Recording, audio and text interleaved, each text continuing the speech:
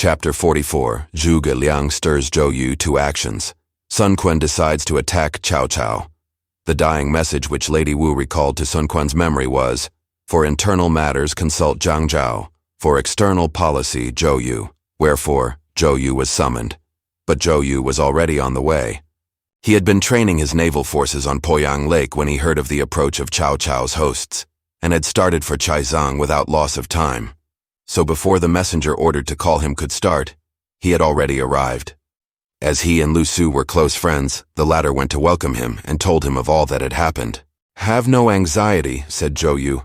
"I shall be able to decide this. But go quickly and beg Zhuge Liang to come to see me." So Lu Su went to seek out Zhuge Liang. Zhou Yu had many other visitors. First came Zhang Zhao, Zhang Hong, Gu Yong, and Buji to represent their faction to find out what might be afoot. They were received, and after the exchange of the usual commonplaces, Zhang Zhao said, "Have you heard of our terrible danger?" "I have heard nothing," said Zhou Yu. "Cao Cao and his hordes are encamped up the Han River. He has just sent letters asking our lord to hunt with him in Jiangxia. He may have a desire to absorb this country, but, if so, the details of his designs are still secret. We prayed our master to give in his submission and so avoid the horrors of war. But now Lu Su has returned, bringing with him the directing instructor of Liu Bei's army, Zhuge Liang. Zhuge Liang, desiring to avenge himself for the recent defeat, has talked our lord into a mind for war, and Lu Su persists in supporting that policy. They only await your final decision. Are you all unanimous in your opinions?" "We are perfectly unanimous," said Zhang Zhao. Zhou Yu said, "The fact is I have also desired to submit for a long time. I beg you to leave me now, and tomorrow we will see our master, and I shall make up his mind for him." So they took their leave. Very soon came the military party led by Cheng Pu, Huang Gai, and Han Dang. They were admitted and duly inquired after their host's health. Then the leader Cheng Pu said, "Have you heard that our country is about to pass under another's government?" "No, I have heard nothing," replied the host. "We helped General Sun Quan to establish his authority here and carve out this kingdom. And to gain that end we fought many a battle before we conquered the country. Now our lord lends his ear to his civil officers and desires to submit himself to Cao Cao. This is a most shameful and pitiful course, and we would rather die than follow it. So we hope you will decide to fight, and you may depend upon our struggling to the last person." "And are you unanimous, generals?" asked Zhou Yu. Huang Gai suddenly started up and smote his forehead, saying, "They may take my head, but I swear never to surrender." "Not one of us is willing to surrender," cried all the others. "My desire also is to decide matters with Cao Cao on the battlefield. How could we think of submission? Now I pray you retire, generals, and when I see our lord, I will settle his doubts." So the war party left. They were quickly succeeded by Zhuge Jin, Lu Fan, and their faction. They were brought in, and after the usual courtesies, Zhuge Jin said, "My brother has come down the river saying that Liu Bei desires to ally himself with our lord against Cao Cao. The civil and military hold different opinions as to the course to be pursued. But as my brother is so deeply concerned, I am unwilling to say much on either side. We are awaiting your decision." "And what do you think about it?" asked Zhou Yu. "Submission is an easy road to tranquility, while the result of war is hard to foretell." Zhou Yu smiled. "I shall have my mind made up. Come tomorrow to the palace, and the decision shall be announced."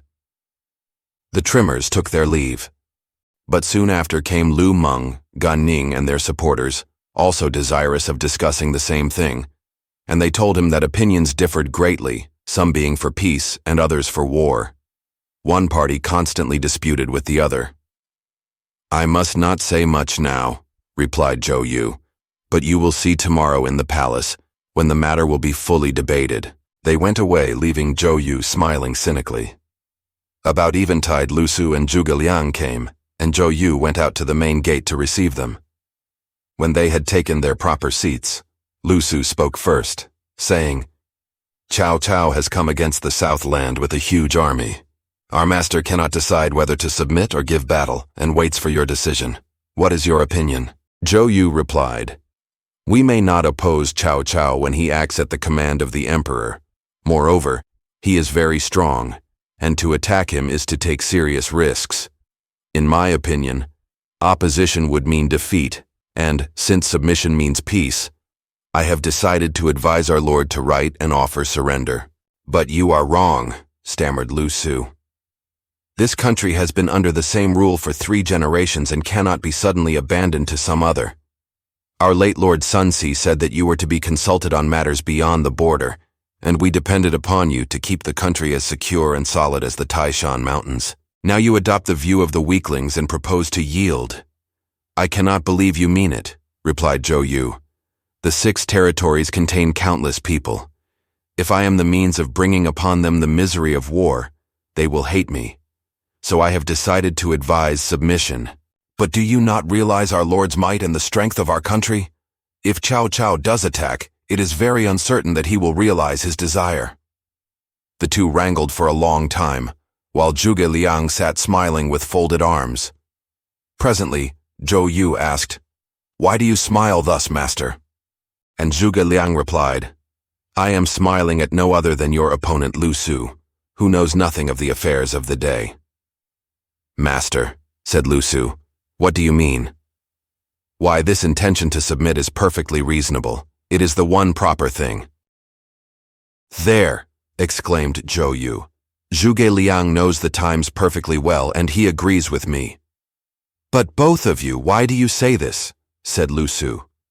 Said Zhuge Liang, "Cao Cao is an excellent commander, so good that no one dares oppose him.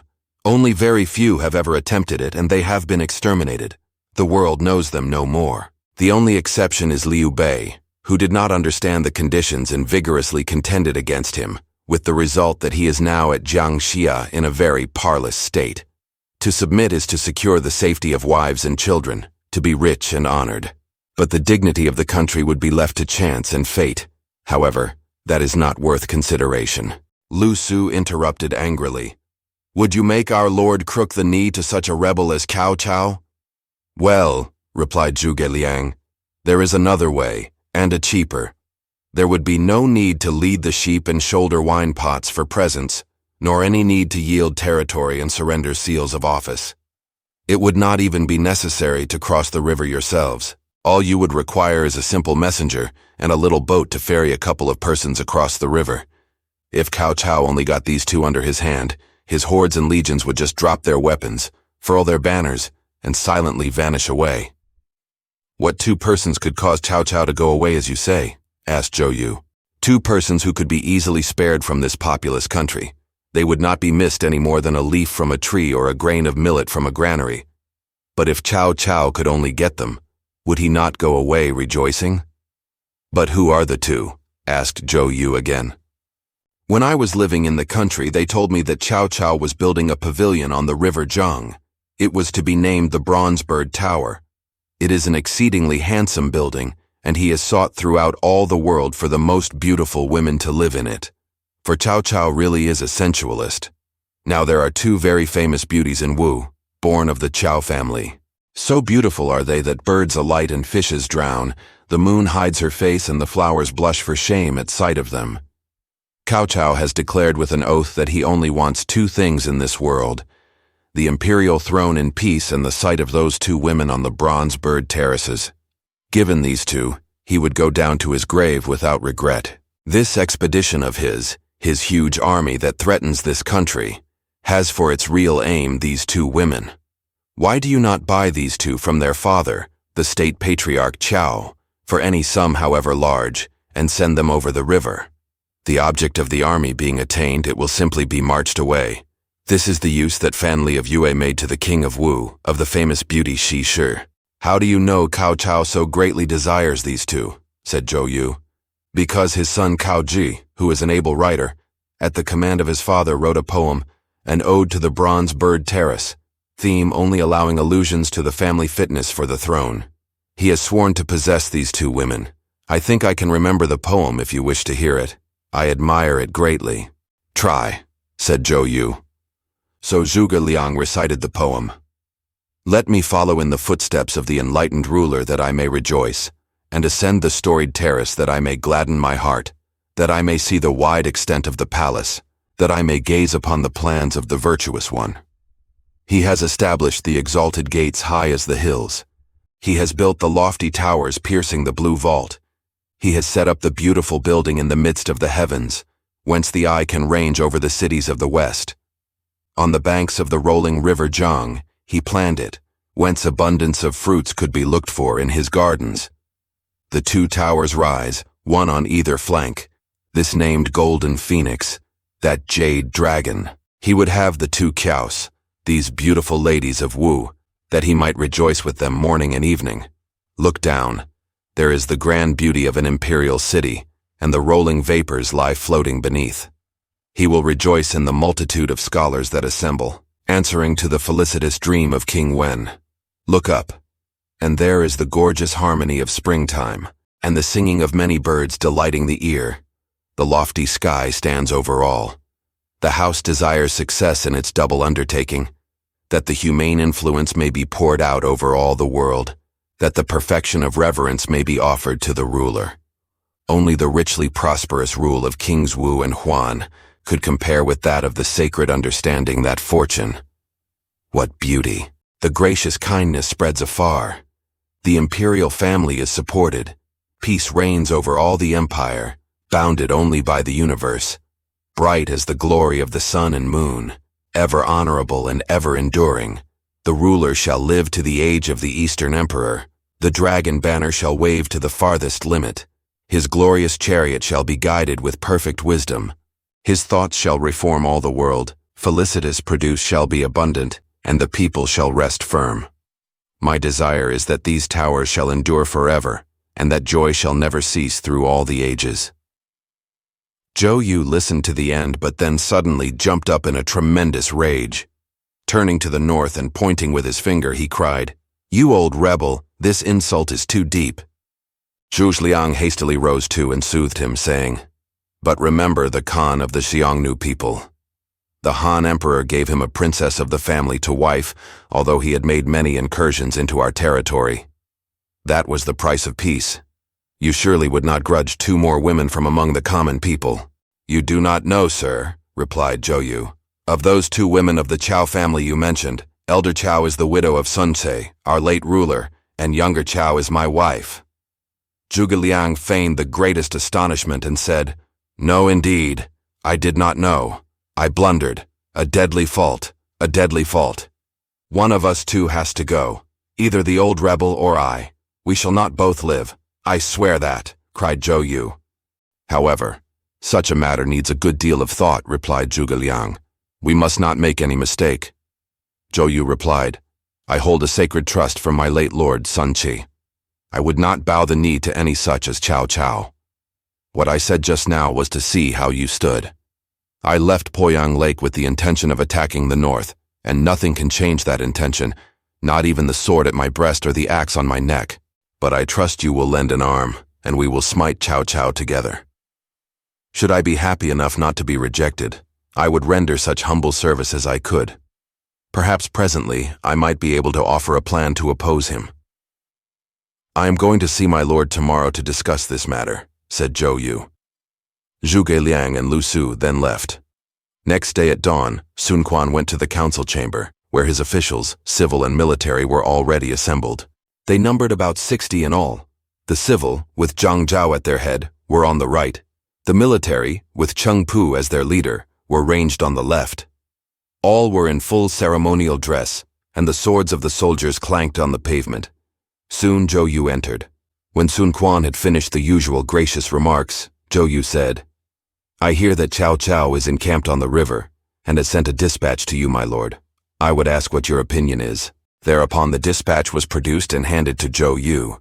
After reading it through, he said, smiling, "The old thief thinks there are no people in this land that he writes in this contemptuous strain." "What do you think, sir?" asked Sun Quan. "Have you discussed this with the officials?" asked Zhou Yu. "We have been discussing this for days. Some counsel surrender and some advise fight. I am undecided, and therefore I have asked you to come and decide the point." "Who advised surrender?" asked Zhou Yu. "Zhang Zhao and his party are firmly set in this opinion." Zhou Yu then turned to Zhang Zhao and said, I should be pleased to hear why you are for surrender, master. Then Zhang Zhao replied, Cao Cao has been attacking all opponents in the name of the emperor, who is entirely in his hands. He does everything in the name of the government. Lately he has taken Jingzhou and thereby increased his prestige. Our defense against him was the Great River, but now he also has a large fleet and can attack by water. How can we withstand him? Wherefore I counsel submission till some chance shall offer. This is but the opinion of an ill-advised student, said Zhou Yu. How can you think of abandoning this country that we have held for 3 generations? That being so, said Sun Quan, where is a plan to come from? Though Cao Cao assumes the name of the Prime Minister of the Empire, he is at heart a rebel. You, O General, are able in war and brave. You are the heir to your father and brother. You command brave and tried soldiers, and you have plentiful supplies. You are able to overrun the whole country and rid it of every evil. There is no reason why you should surrender to a rebel. Moreover, Cao Cao has undertaken this expedition in defiance of all the rules of war. The north is unsubdued. Ma Teng and Han Sui threaten his rear, and yet he persists in his southern march. This is the first point against Cao Cao. The northern soldiers are unused to fighting on the water. Cao Cao is relinquishing his well-tried cavalry and trusting to ships. That is the second point against him. Again, we are now in full winter, and the weather is at its coldest, so there is no food for the horses. That is the third point against. Soldiers from the central state marching in a wet country among lakes and rivers will find themselves in an unaccustomed climate and suffer from malaria. That is the fourth point against. Now when Cao Cao's armies have all these points against them, defeat is certain, however numerous they may be, and you can take Cao Cao captive just as soon as you wish. Give me a few legions of veterans, and I will go and destroy him. Sun Quan started up from his place, saying, The rebellious old rascal has been wanting to overthrow the Hans and set up himself for years. He has rid himself of all those he feared, save only myself, and I swear that one of us two shall go now. Both of us cannot live. What you say, noble friend, is just what I think, and heaven has certainly sent you to my assistance. Thy servant will fight a decisive battle, said Zhou Yu, and shrink not from any sacrifice. Only, General, do not hesitate. Sun Quan drew the sword that hung at his side and slashed off a corner of the table in front of him, exclaiming, Let any other person mention surrender, and he shall be served as I have served this table. Then he handed the sword to Zhou Yu, at the same time giving him a commission as Commander-in-Chief and Supreme Admiral, Cheng Pu being Vice Admiral. Lu Su was also nominated as Assistant Commander. In conclusion, Sun Quan said, With this sword you will slay any officer who may disobey your commands. Zhou Yu took the sword, and turning to the assembly said, You have heard our Lord's charge to me to lead you to destroy Cao Cao. You will all assemble tomorrow at the riverside camp to receive my orders. Should any be late or fail, then the full rigor of military law, the 7 prohibitions, and the 54 capital penalties, they're provided, will be enforced. Zhou Yu took leave of Sun Quan and left the chamber. The various officers also went their several ways. When Zhou Yu reached his own place, he sent for Zhuge Liang to consult over the business in hand. He told Zhuge Liang of the decision that had been taken and asked for a plan of campaign. But your master has not yet made up his mind, said Zhuge Liang. Till he has, no plan can be decided upon. What do you mean?